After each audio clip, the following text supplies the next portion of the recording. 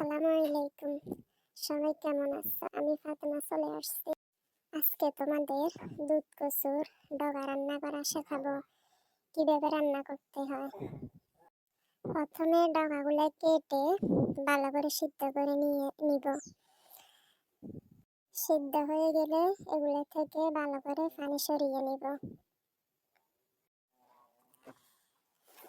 তারপর কড়াইয়ের মধ্যে তেল দিয়ে দেব রসুন কুচি, তারপরে দেব পেঁয়াজ কুচি, কাঁচামরিচ কুচি, টমেটো কুচি। এগুলো একটু লাল করে ভেজে নিব। তারপর পরিমাণ মতো লবণ দেব, আদা রসুন মশলা বাটা একসাথে দিব, নেড়ে নিব ভালোভাবে।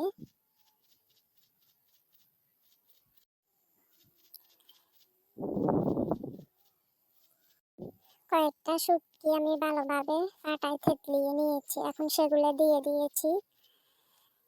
ভালোভাবে কষিয়ে নেব। এখন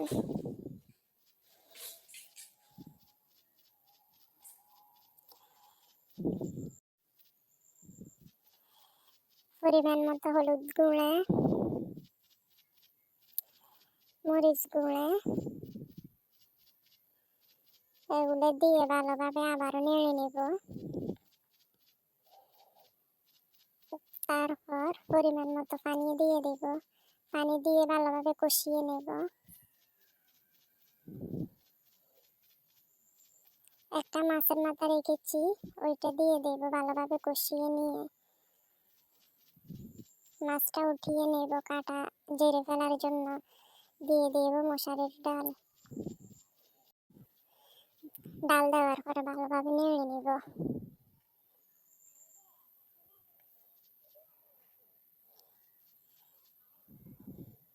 এখন দিয়ে দিয়েছি ডগাগুলো। ভালোভাবে ডগাগুলো জোশ করে নেব নেড়ে নিয়ে। মাছের মাথাটার কাটা জেরে দিয়ে দিয়েছি। এখন আবারও ভালোভাবে কষিয়ে নেব।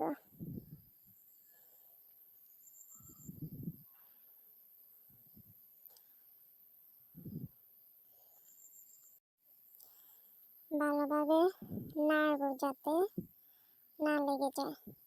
হয়ে গেছে আমাদের রান্না। আরো রান্না করলাম ডাল, রসুন মরিচের ভর্তা।